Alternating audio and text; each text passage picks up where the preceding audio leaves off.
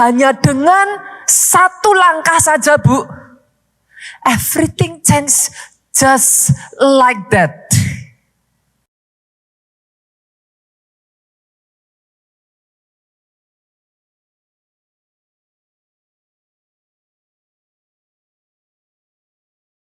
Di bagian yang kedua dari seri firman, Restoration is coming. Saya akan menyampaikan satu pesan firman yang judulnya cukup gaul, Bu. Comeback yang bikin kaget. Pastor, apa itu comeback yang bikin kaget? Pembalikan yang secara manusia tidak masuk akal, Pak. Itu Tuhan kerjakan. Kebangkitan yang mengejutkan, yang bikin orang terheran-heran. Itu Tuhan kerjakan. Kadang saudaraku kita bisa lihat itu di dunia olahraga, di dalam pertandingan. Berapa banyak di sini yang pecinta bulu tangkis? Adakah? Sekarang pecinta padel, saudara. Yang lagi tren sekarang padel. Tahun 2002, saudaraku, menurut saya menjadi salah satu tahun yang tidak akan pernah dilupakan di dunia bulu tangkis. Saudara. Di momen final Asian Games, di mana Indonesia versus China, Pak. Pada saat itu, saya nggak tahu apakah saudara masih ingat Taufik Hidayat. Ini namanya mulai oke, gitu kan. Taufik Hidayat pada saat itu di final, saudaraku, di pertandingan final itu sudah terdesak dengan skor 6-14. Secara manusia, Bu, udah nggak ada harapan. Pertandingan ditutup di skor 16. Posisinya 6-14, jadi nggak ada harapan lagi. Tapi yang hebat adalah Taufik tidak menyerah. Taufik terus berjuang, Bu. Dia terus mengusahakan sampai hebatnya dia membalikkan skor. Pada saat itu kejadiannya ada di GBK. Pertandingannya di GBK, saudaraku. Itu GBK riuh, saudara. Kenapa? Karena dari skor 6-14, Pak, berbalik menjadi 16-14. Wah, itu langsung Indonesia bersorak-sorai, final itu dimenangkan oleh Indonesia. Apa yang membuat jadi tidak masuk akal adalah skor yang udah 14 itu berhenti di situ. Tapi dari skor 6, Taufik bisa membalikkan, saudaraku, dan menyelesaikan dengan baik di skor 16. Yang seperti ini, saudara, saya berdoa, Pak, justru di akhir tahun 2025 ini, yang dia kerjakan atas hidupmu, atas hidupmu, atas hidupmu, atas hidupmu. Boleh saya dengar aminnya yang paling keras dari tempat ini? Tapi kalau tepuk tangan yang paling meriah buat Yesus Tuhan kita. 1974, di sini siapa yang masih suka boxing? Adakah? Oh, ini biasanya yang generasi sebelumnya, saudara. Saya masih ingat zaman saya masih kecil, saudaraku. Kalau hari Minggu biasanya pertandingan tinju ditayangkan itu di hari Minggu. Banyak orang jadi nggak ke gereja gara-gara itu, saudara. 1974, saudaraku, George Foreman melawan Muhammad Ali. Wah, itu salah satu pertandingan epik, saudara. Saya belum lahir. Saya belum lahir, saudaraku. 1974, pada saat itu, saudaraku, Ali sudah ada dalam keadaan terjepit, Pak. Dia sudah dihantam, dipukuli habis-habisan, dia sudah tergeletak, dia hanya save by the rope gitu. Jadi dia nggak sampai jatuh karena masih tertahan tali gitu di belakangnya, saudara. Foreman, jangan salah loh, saudaraku, nobody knows Ali that time. Muhammad Ali itu namanya belum muncul. Sebaliknya, George Foreman, Pak, adalah juara bertahan dengan rekor tidak pernah kalah. Semua orang sudah bertaruh atas kekalahan Ali. Udah game over lah, udah nggak mungkin. Pada saat dia jatuh di ring, saudaraku, di rope, itu orang-orang sudah mengatakan udah tinggal tunggu waktu aja habis. Hebatnya, saudara mungkin yang suka tinju tahu ya, Muhammad Ali itu terkenal dengan kecepatan kakinya. Speed yang begitu luar biasa, saudara. Dengan cara itulah dia membuat George Foreman kelelahan, saudaraku. For the first time, Muhammad Ali meng-KO Foreman di ronde ke-8. Pembalikan yang tidak masuk akal. Yang seperti ini, saudaraku, ini yang saya perkatakan justru di penghujung tahun 2025. Jangan pernah berkata tidak mungkin. Dia kerjakan yang tidak masuk akal, dijadikan menutup 2025.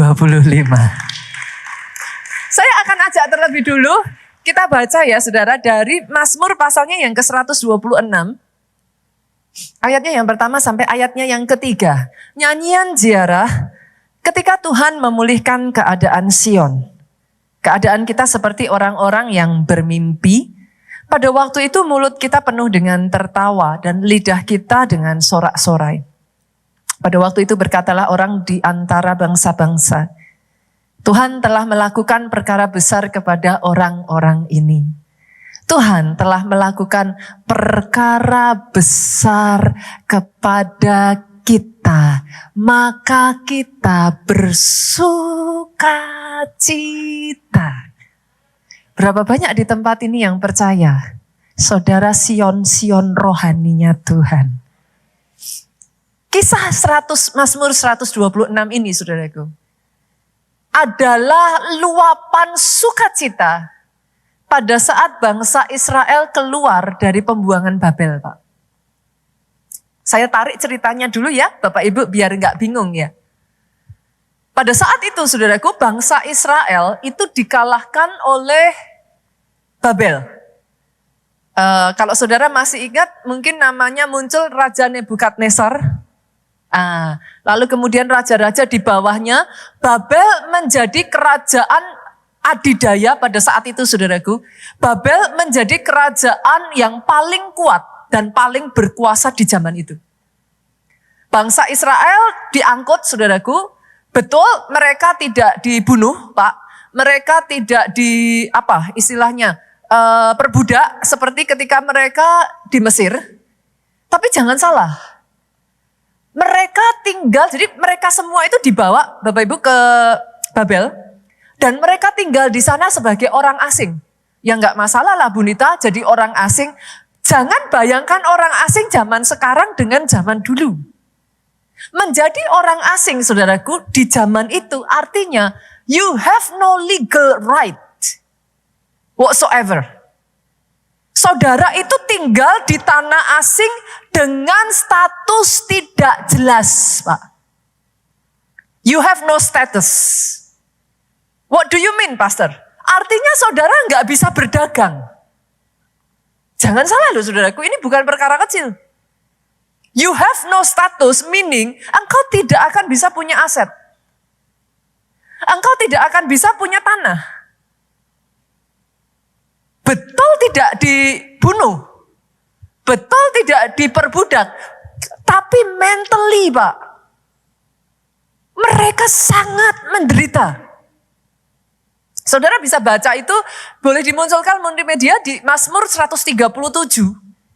Itu sampai mereka mengatakan, saudaraku, ayatnya yang pertama sampai ayatnya yang ketiga. Bangsa Israel tuh ngomong kayak gini, di tepi sungai-sungai Babel, di sanalah kita duduk sambil menangis. Apabila kita mengingat Sion.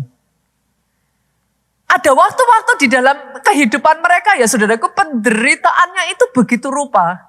Karena mereka gak bisa, mereka jadi bahan olok-olok, saudaraku. Ditinggalkan begitu saja, ya betul gak dibunuh. Nah, tapi kalau gak bisa makan, Bu, apa gak sama dengan mati? Sebagian akan berkata lebih baik kami dibunuh saja.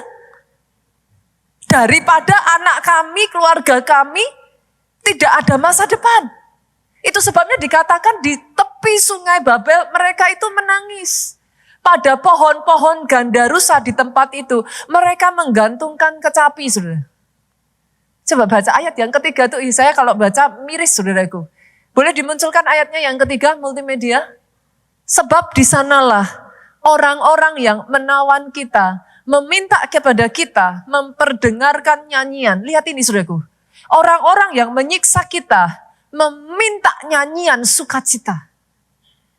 Saudara bisa bayangkan enggak saudara? Sambil disiksa, dengan kondisi yang sedemikian rupa, tapi disuruh nyanyi, suruh sukacita. Mereka ada di dalam keadaan yang sangat terpuruk. Mereka terjepit, mereka terpojok. Mereka gak punya kemana, mau pergi kemana. Mereka tidak bisa beribadah, mereka tidak punya rumah ibadah. Saudara harus tahu, Babel adalah negeri yang menyembah ilah-ilah lain, saudaraku. Mereka tidak tahu harus kemana, they do not have hope. Hari ini ya saudara, just in case, saya tidak tahu seperti apa keadaan saudara masing-masing di tempat ini. But just in case, ada di antara saudara yang maybe. Kau berkata, that's me, Pastor. Saya udah tinggal time is ticking. Saya udah kayak tinggal tunggu eksekusi aja. Saya udah gak bisa apa-apa lagi. I don't know where to go. Sama seperti yang terjadi kepada bangsa Israel, saudaraku. Dengar ini, satu momen ilahi saja, keadaan mereka berubah. Hanya dengan satu langkah saja, Bu, everything change just like that. Siapa sangka, siapa duga, Bapak Ibu,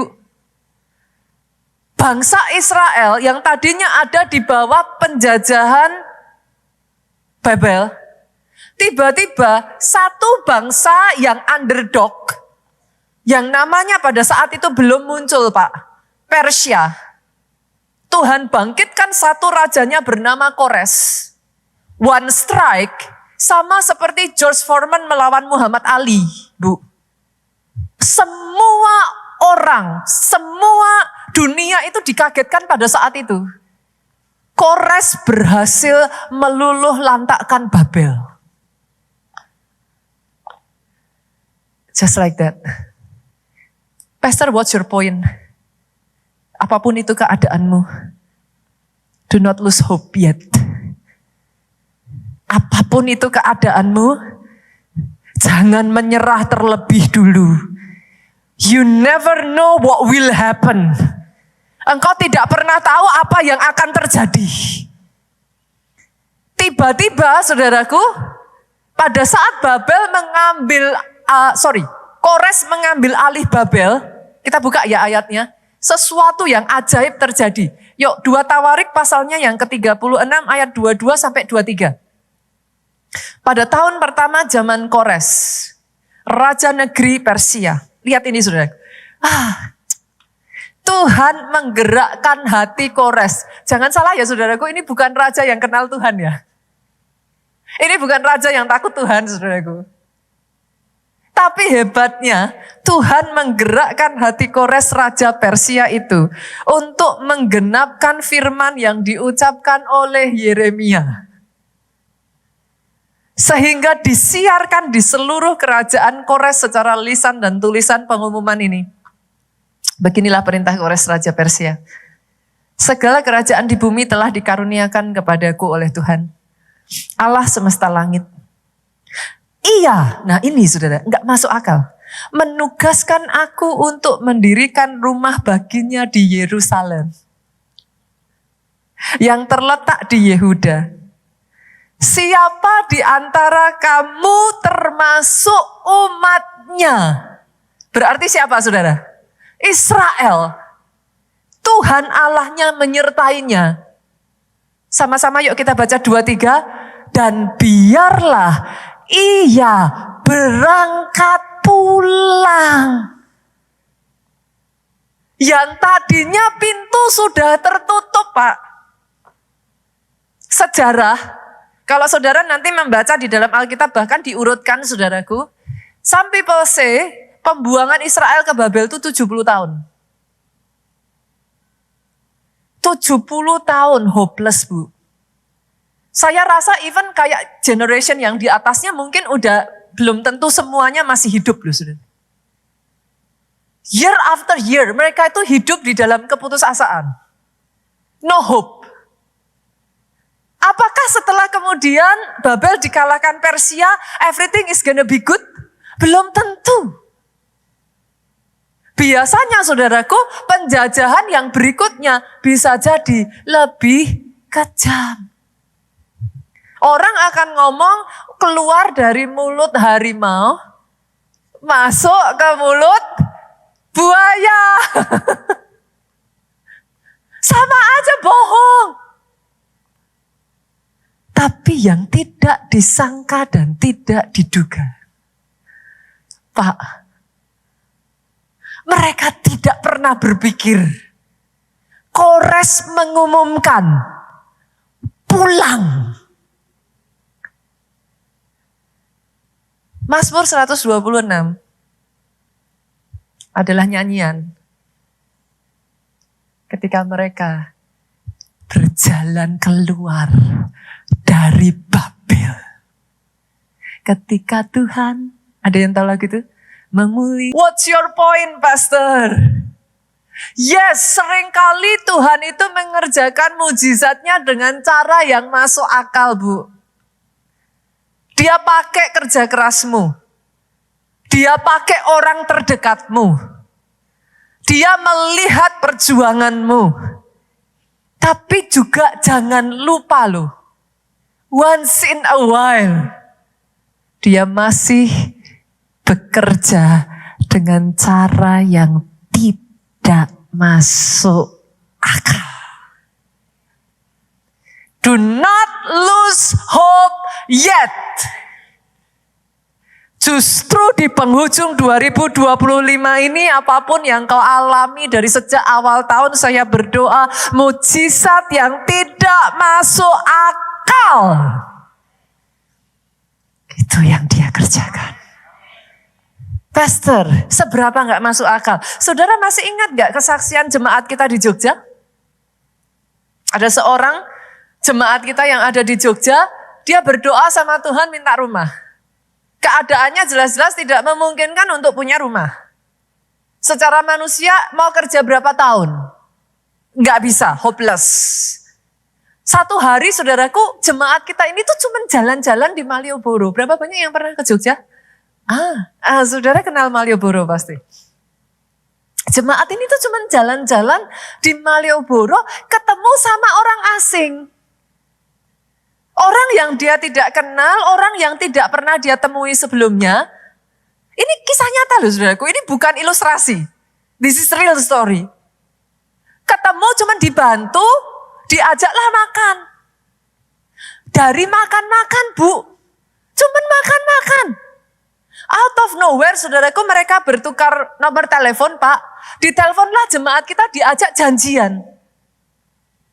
Saudara tahu diajak janjian ketemu ditanya apa? Saya punya 2 rumah di Jogja. Kamu pilih yang mana? Loh ini real saudara. Gak pernah ketemu, gak kenal sama sekali. Orang asing ini disuruh Tuhan ke Jogja dengan satu perintah.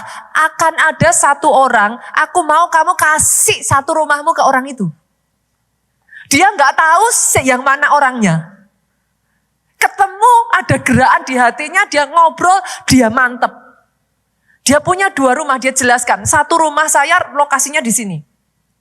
Luasnya sekian. Satu rumah saya lokasinya di sana. Luasnya sekian. Kamu pilih yang mana? Disuruh milih saudara. Jemaat kita kan ya sungkan ya.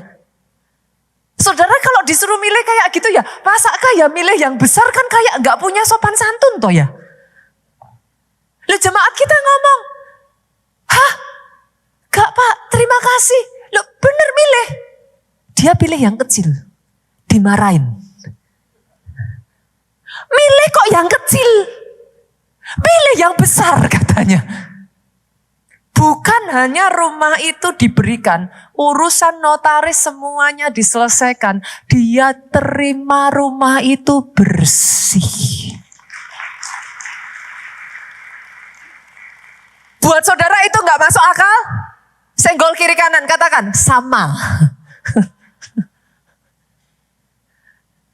Tapi izinkan saya mengatakan ini. He is still doing it. Dia masih again and again mengerjakan yang tidak masuk akal. Bukan hanya Kores membebaskan bangsa Israel, saudaraku. Esra 1 ayatnya yang kedua. Tadi dari 2 Tawarik saudara bisa melihat. Ayat yang sama persis diulang, saudaraku. Ia menugaskan aku untuk mendirikan rumah baginya di Yerusalem. Jadi udah pulang, Pak. Bait Allah yang sudah runtuh dibangun sama Kores. Berhenti sampai di situ? Tidak. Kalau saudara baca Esra 1 ayat 7 sampai 11. Bukan cuman bait Allahnya dibangun. Semua perkakas bait Allah yang sudah dicuri, diambil, dirampas oleh Babel, saudara. Dikembalikan utuh oleh Kores, saudara. Satu demi satu daftarnya, saudaraku, dia kembalikan semuanya. Pastor, what do you mean? Saya tidak tahu apa yang sempat hilang dari hidupmu. Hari ini saya berdoa ya saudaraku. Ada orang-orang di tempat ini yang tap into the word. Percaya, bukan berpikir ini kan Israel, ini kan Esra, ini kan orang lain. Tapi ketika firman itu dibacakan, yang terjadi atas Israel, masakah Tuhan gak sanggup kerjakan juga atas hidupku? Apa yang sempat hilang, saudara? Apa yang sempat dirampas? Sukacitakah? I don't know. Your peace, your inner peace, damai sejahteramu yang selama ini kayak setiap malam aja mau tidur aja susah. Apa yang sempat dirampas, saya perkatakan hari ini, dikembalikan utuh. Itu dijadikan. Mau saya tambah seru lagi, saudara? Apakah berhenti sampai di sini, Pak? Esra 1 ayatnya yang keempat, lebih gila lagi. Setiap orang yang tinggal dimanapun ia, ada sebagai pendatang harus disokong oleh penduduk setempat. Jadi Kores menyuruh orang-orang yang tinggal di situ ngasih sama bangsa Israel emas, perak, harta benda, ternak. Apa? Di samping itu saudaraku, disuruh memberi persembahan sukarela bagi bait Allah yang didirikan di Yerusalem. Berapa banyak yang setuju dengan saya? Tidak masuk akal. Bukan cuma disuruh pulang, dibebaskan. Udah dibebaskan, dibangunin bait Allahnya. Udah dibangunin bait Allahnya. Semuanya dikembalikan yang dirampas. Semuanya dikembalikan yang dirampas. Dikasih emas, dikasih perak, dikasih harta benda. Plus harus orang-orang di sekeliling itu kasih persembahan sukarela. Saudaraku dimanapun kau duduk, boleh gak taruh satu tangan saudara di atas kepala saudara? Apa yang sempat dirampas, apa yang sempat hilang. Sepanjang tahun ini, terus menerus masalah bertubi-tubi. Di dalam nama Yesus aku berkatakan anti klimaks. Pemulihan terjadi. Apa yang sudah luka, apa yang sudah pahit, rasa pahit itu dibalikkan jadi sukacita. Amin, amin, amin. Tepuk tangannya boleh yang paling meriah. Saya berdoa ya saudaraku, di akhir tahun ini, I will hear testimony. I will hear testimony. Katakan saya akan bersaksi. I will testify. Dan saya tambah lagi boleh Bapak Ibu? Kabar baiknya, Yesaya 8 Pak, ayat 23, kita buka yuk. Dia mengerjakannya di momen Natal, saudara. Yesaya 8 ayat 23 ngomong gini, tetapi tidak selamanya akan ada kesuraman untuk negeri yang terimpit itu. Buat saudara yang merasa mau berapa lama lagi, Pastor? Sampai kapan? Ini jawaban dari Tuhan buat saudara. Saya tahu ada orang-orang di tempat ini, itu yang jadi pertanyaanmu, mau berapa lama lagi? Ini yang jadi jawaban. Tidak selamanya akan ada kesuraman. Kalau dulu Tuhan merendahkan tanah Sebulan dan tanah Naftali, maka di kemudian hari Ia akan memuliakan jalan ke laut. Daerah seberang sungai Yordan, wilayah bangsa-bangsa lain. Kita lanjut ya saudaraku, pasalnya yang ke-9 ayatnya yang pertama. Ini saya perkatakan atas hidupmu. Bangsa yang berjalan di dalam kegelapan telah melihat terang yang besar. Mereka yang diam di negeri kekelaman, atasnya terang telah bersinar. Dan itu kapan terjadinya, saudara? Buka yuk multimedia ayat yang kelima. Ini lagunya saudara sering nyanyikan di momen Natal. Seorang momen Natal yang tidak disangka, Yesaya menubuatkan kelahiran juru selamat. Bersamaan dengan Natal, pemulihan sedang dikerjakan. Restoration is coming. Pertanyaannya, Pastor, semua orang mau. But how can I experience it? Bagaimana saya bisa ngalami itu, Pastor? Siapa orangnya yang gak pengen ngalami itu? Saat ini adalah saat yang justru saya sangat butuh. 1 Korintus 13 ayat 13, saudaraku. Ini kuncinya. Demikian tinggal ketiga hal ini. Ketika tidak ada lagi yang tertinggal, saudaraku. Ketika masa depanmu sudah suram. Gak ada yang bisa dipegang. Yang di depan mata mengecewakan. Tinggal ketiga hal ini. Apa itu? Iman, pengharapan, dan kasih. Dan yang terbesar di antaranya adalah kasih.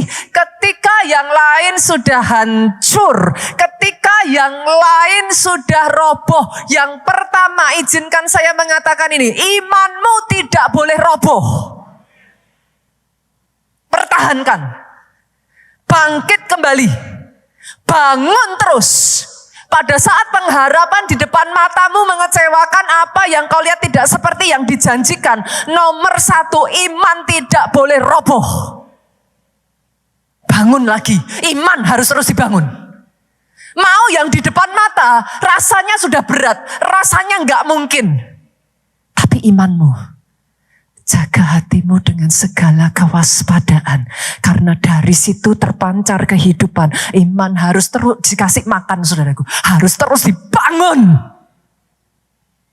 Kalau kau rindu, saudara, pembalikan yang tidak masuk akal itu terjadi. Imanmu harus dijaga. Nanti saya akan bawa ya saudara. Saya akan bawa saudara dari kisah upon kisah gitu. Story upon story. Saudara ikuti pelan-pelan dan hopefully saudara bisa tangkap remanya. Yuk kita buka lebih dulu dari Lukas. Saya akan tujukan kepada saudara. Lukas 17 ayat 12 sampai 14. Ketika ia, siapa ia di sini? I besar saudara, Yesus. Memasuki suatu desa. Datanglah 10 orang kusta menemui dia. Siapa orang kusta saudara? Saudara harus tahu di zaman itu. Orang yang terkena kusta itu hidupnya itu, gimana sih ngomongnya? Kusta itu penyakit yang bukan hanya mengerikan, tapi memalukan, saudara. Orang kalau kena kusta di zaman itu, mereka itu dikucilkan, Pak. Mereka nggak boleh, maaf saudara kalau mungkin dengan gambar-gambar yang ada just to show you gitu. Seperti apa? Mereka itu diasingkan, mereka nggak boleh kumpul dengan keluarganya. Dan gak seperti zaman sekarang yang apa ya saudaraku udah manusiawi banget lah Pak. Zaman itu kalau saudara kena kusta ya, saudara itu kalau jalan mau lewat Pak, orang lain gitu ya. Saudara tuh disuruh teriak dan itu hukum loh, wajib. Najis, najis. Itu kayak apa sih Bu? Malunya kayak apa gitu. Saudara sudah nutup diri saudara dengan semua kain tudung, tapi tetap saudara disuruh untuk berkata najis, najis. Karena penyakit ini menular saudara. Orang yang terkena kusta secara fisik aja ya saudaraku, itu nanti apa sih? Akan muncul bintik-bintik dalam bentuk warna putih. Setelah sekian waktu Pak, itu berubah warnanya menjadi kecoklatan. Nah pada saat dia sudah bentuknya tuh warnanya kecoklatan, itu tuh dia tuh memakan saraf tepi. Apa artinya memakan saraf tepi? You cannot feel anything. Artinya saudara tergores, saudara luka, saudara terbakar pun you cannot feel it. Kalau di depan you can still see it. Tapi kalau itu di belakang ataupun di area yang tidak terlihat, literally saudaraku, kalau saudara nggak tahu, nggak diobatin, itu infeksinya akan menggerogoti di sekitar area yang terinfeksi. Gambaran apa? Secara fisik itu penderitaannya aja udah begitu rupa gitu. Saudara, gimana sih saudaraku? Ya, ini pun jarang terjadi ya. Saudara tangan kepotong aja kayak apa sih? Ini satu persatu bagian tubuh hilang loh. Belum ditambah ya saudaraku, orang yang terkena kusta seperti tadi saya katakan. Gambaran yang paling dekat yang saudara bisa bayangkan, masih ingat gak peristiwa pandemi 2020? Orang tuh gak boleh ketemu keluarga loh Pak. Saudara di momen yang butuh support, tapi dipaksa saudara harus diasingkan. You cannot see, kalau COVID aja setelah sembuh ya sudah saudara ketemu gitu. Tapi yang namanya kusta, apa sih saudara, kesempatan sembuh itu berapa sih? Close to zero loh. Zaman itu. Artinya akan ada ibu-ibu yang terpaksa dengan paksa dipisah dari anak-anak loh. Akan ada istri atau suami yang harus dipisahkan dari keluarganya saudaraku. And they cannot do anything Pak. 10 orang kusta ini bisa saya katakan no hope. Tidak punya pengharapan. Mereka berteriak kepada Yesus dan lihat apa yang mereka katakan. Mereka tinggal berdiri agak jauh, ayat 12, ayat 13. Dan berteriak, Yesus Guru, kasihani kami. Apa yang Yesus lakukan? Ia memandang mereka dan berkata, pergilah, perlihatkan dirimu kepada imam-imam. Sebagian dari saudara baca ayat ini mungkin bingung loh, Pastor. Orang sakit kok disuruh memperlihatkan diri ke imam itu urusannya apa? Di zaman itu Pak, imam itu punya wewenang, otoritas untuk menentukan nasib dari orang-orang yang terkena kusta. Kalau imam berkata bersih, maka bersih. Kalau imam berkata belum sembuh, maka belum sembuh. Jadi Yesus nyuruh 10 orang kusta itu pergi kepada imam-imam supaya mereka itu diperiksa. Betul enggak mereka sudah sembuh? Dan ayat ini mengatakan saudaraku, sementara mereka di tengah jalan, mereka menjadi tahir. Saya tanya, kalimat sementara mereka di tengah jalan, mereka menjadi tahir. Artinya pada saat disuruh Yesus pergi, sudah sembuh belum? Yesus tumpang tangan enggak ke mereka? Kok tahu? Ayat sebelumnya ngomong, dari jauh. Yesus itu bahkan gak tumpang tangan, saudara. Yesus cuma ngomong, pergi. Ini ayat simpel ya. Tapi gak sesederhana yang saudara pikir loh. Saya tanya tuh, pada saat kondisi di depan mata, saudara lihat itu kusta belum hilang. Badan saudara tidak merasakan ada perbaikan.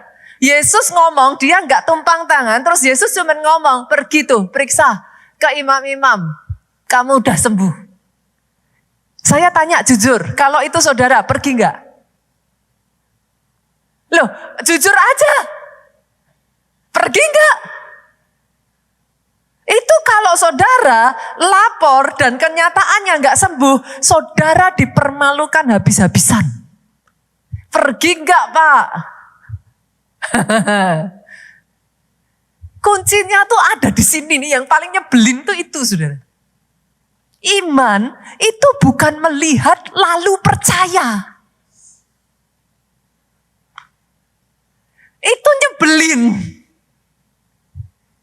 Artinya belum di depan mata, belum ada bukti.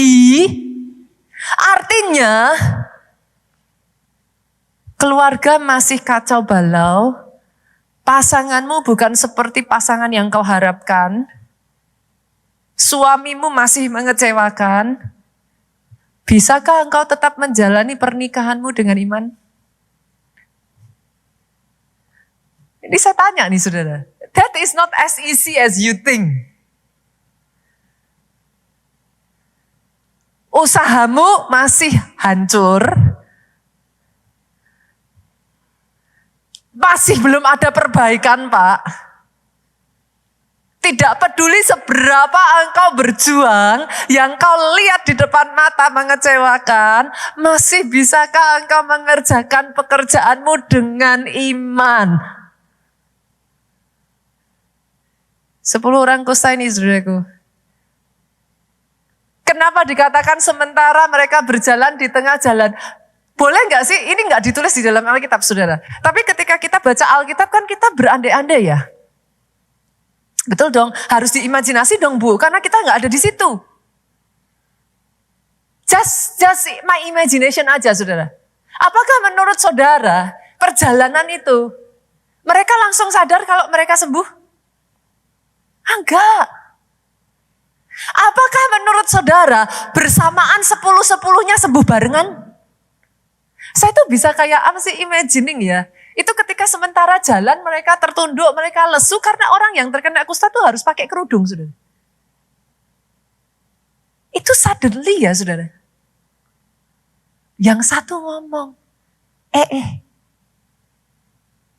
kok wajahmu beda? Kamu sembuh loh. Menurut saudara, apakah 10 itu barengan tiba-tiba wajahnya sembuh? Bisa jadi enggak? Yang satu ngomong, loh kok kamu sembuh, kok aku enggak? Dalam perjalanan kan hanya dikatakan sementara mereka berjalan kan? Bisa jadi enggak tuh? Kilometer maybe, saya enggak tahu berapa jaraknya saudaraku. Kilometer ke-10 yang sembuh baru 3 orang. Sisanya nangis, loh kok kamu yang sembuh, kok aku enggak? Ada di sini yang sementara kau melihat kesaksian demi kesaksian. Kadangkala terbesit di dalam benakmu. Kenapa orang lain terus Tuhan?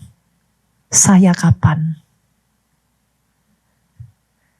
Tapi ke-10 orang kusta itu tetap berjalan, saudaraku.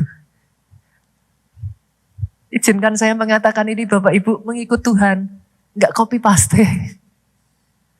Engkau boleh terinspirasi, engkau boleh lakukan. Karena terinspirasi, tapi dengar ini, selalu ada instruksinya buat engkau. Puji Tuhan, Pak, puji Tuhan. Kalau suara Tuhan itu kayak apa? Audible. Pak, lakukan ini. Ya udah, saudara udah nggak bisa apa-apa. Itu udah hampir bisa dikatakan saudara langsung, oke Tuhan, percaya gitu kan? Kadangkala suaranya itu seperti hembusan angin tuh. Out of nowhere saudara baru lakukan sesuatu, terbersit sesuatu di hati saudara. Do this. Berapa banyak yang sering kali, masa sih? Gak masuk akal. Berapa banyak yang bahkan egonya masih begitu kuat. Berapa banyak yang pakai jalannya sendiri, Pak. Kan semua dihitung, ada kalkulatornya. Loh kalau nothing tulus mah semua orang juga dilakuin. Nah kalau dikalkulasi nggak masuk akal, nggak masuk hitungan, pertanyaan saya, dijalankan nggak? Hari ini saya berdoa, masalah boleh banyak, imanmu tidak boleh rontok. Karena itu kuncinya. Itu kuncinya. Kau harus melangkah dengan iman. Bahkan di saat di depan mata tidak ada yang bisa kau pegang. Itu yang dialami salah satu leader kita minggu lalu. Leader kita ini bersaksi, saudara. Salah satu SG kita di Soho.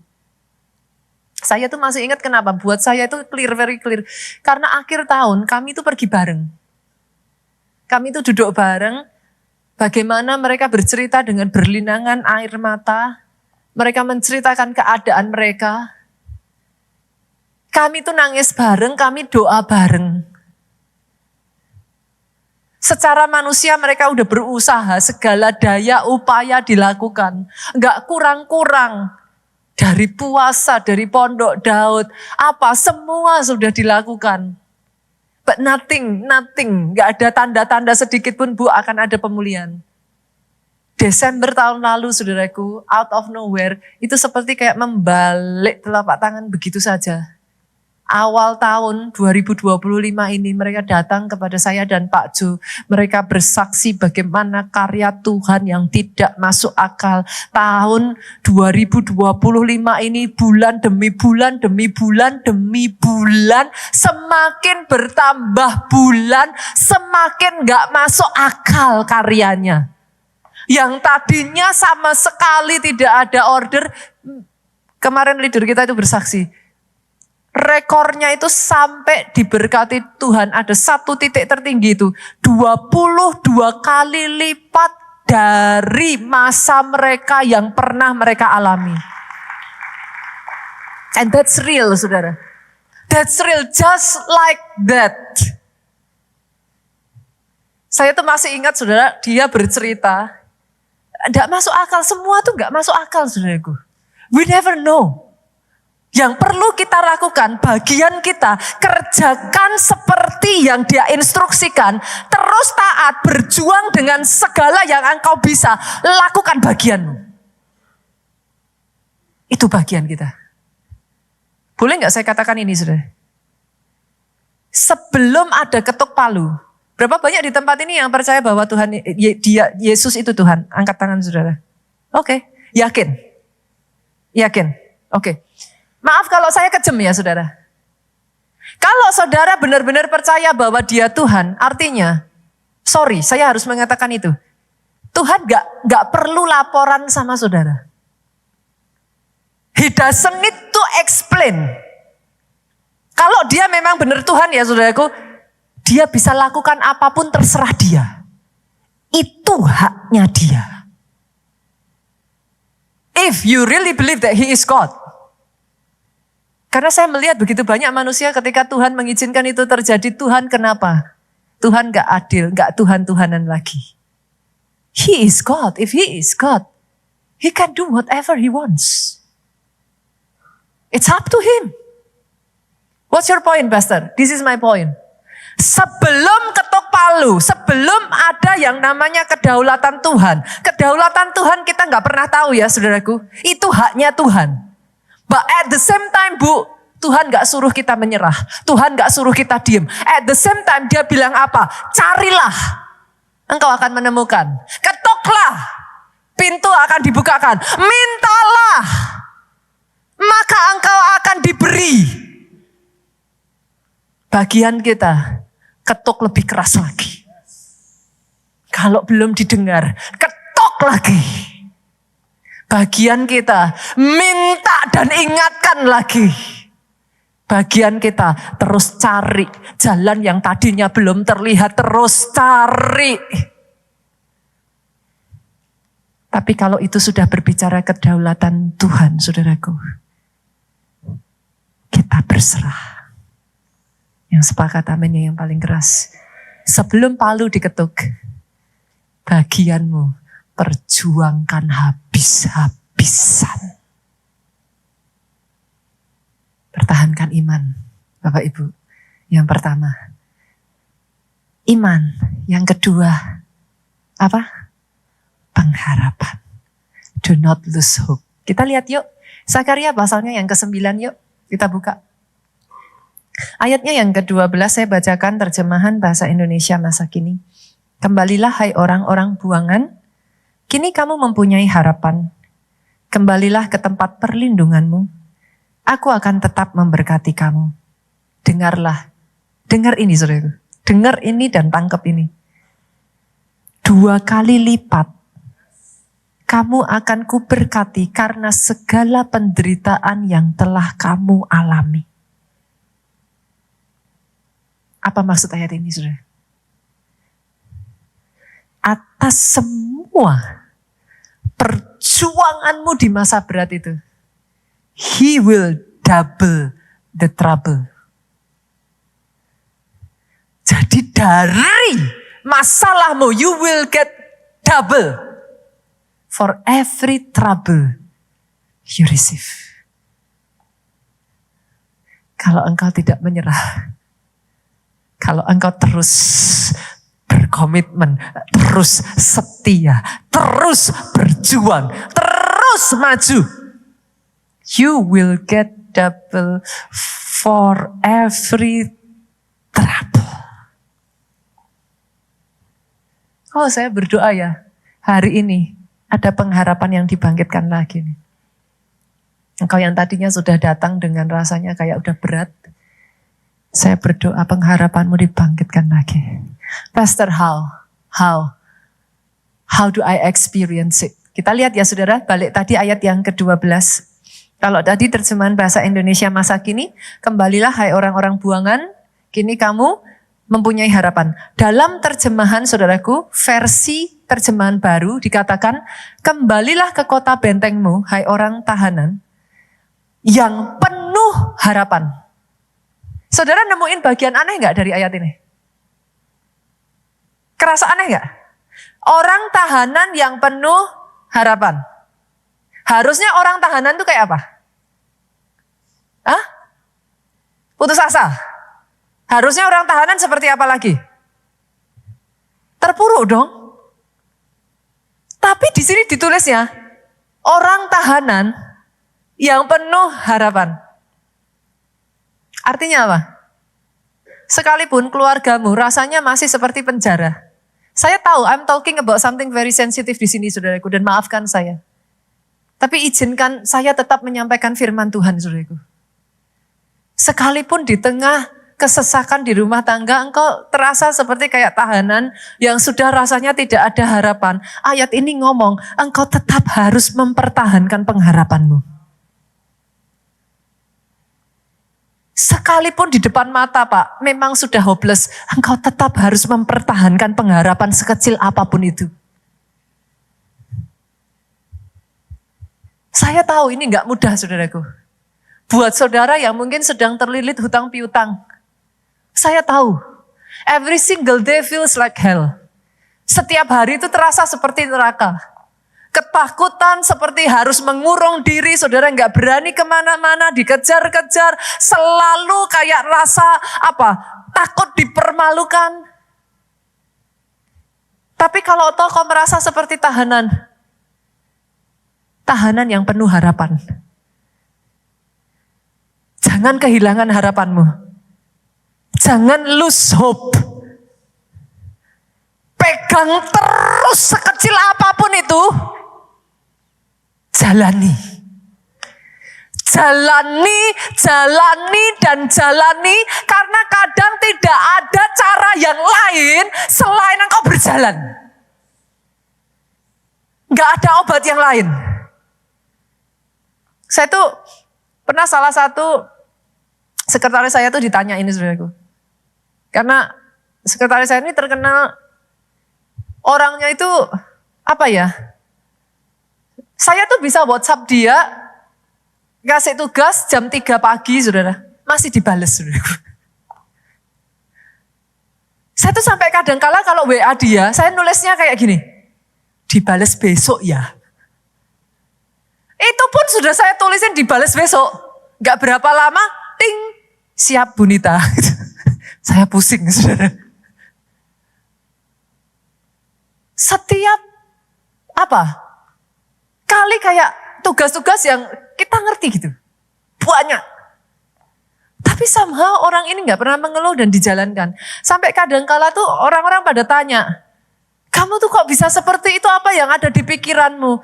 Dia tuh jawabnya satu kalimat singkat padat jelas. Hidup itu kan hanya untuk dijalani, Bunita. Saya tuh dengar jawaban itu kaget. Saudara. Engkau yang menangis, kau boleh menangis. Engkau yang rasanya sudah kayak pengen teriak, berteriaklah sekeras mungkin. Tapi tetap berjalan. Do not lose hope. Itu gak ada obat lain, saudara. Itu hati rasanya pengen meledak, hati pengen rasanya udah kayak teriak, rasanya udah mau pecah. Rasanya kayak sudah gak tahu mau harus bagaimana. Tetap bangun besok hari dan jalani. Do not lose hope. Itu yang kedua. Yang ketiga, apa Bapak Ibu? Kasih. Poin yang terakhir, saudaraku. Saya akan mengambil dari kisah seorang bernama Ayub, saudara. Hai, kurang apa ya? Saya rasa gak ada kisah yang separah Ayub ya, saudara. Dia kehilangan apa Pak? Anak. Ya harta masih bisa dicari ya. Anak kalau satu ya saudara bersedih. Ini semua anak. Ini kisahnya itu kayak hampir bisa dikatakan kayak enggak mungkin gitu. Minggu lalu saya khotbah di Soho, saya ceritakan ya saudaraku, Dead Sea Scroll. Seluruh kitab perjanjian lama, tulisan aslinya itu ditemukan di The Dead Sea Scroll saudaraku, kecuali Esther. Jadi apa yang saudara baca hari ini, dinyatakan 99% sama dengan kitab aslinya. Itu ditemukan saudara. Ada. Kalau saudara nanti situasi sudah baik, saudara bisa ke Holy Land lagi gitu ya. Saudara pergi ke Qumran, dekat Laut Mati saudaraku. Di situ saudara bisa lihat itu. Minggu lalu diceritakan. Kisah Ayub ini pun ada kitabnya saudara. Bukan hanya hilang harta, bukan hanya hilang anak, dia kehilangan teman, dia kehilangan istri.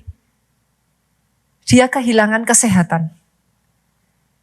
Kebayang gak saudara hidup kayak, ya ampun, segitu gatelnya sampai udah gak bisa digaruk dengan tangan. Garuknya itu sudah pakai pecahan kaca. Saudara bisa kebayang gak? Orang bisa gak sih garuk pakai pecahan kaca dan gak berdarah? Saudara bisa gak kayak bayangin posisinya Ayub itu kayak apa itu? Itu tuh udah kayak, siapa orang masih mau berteman dengan orang kayak Ayub? I think semua orang menjauh lah.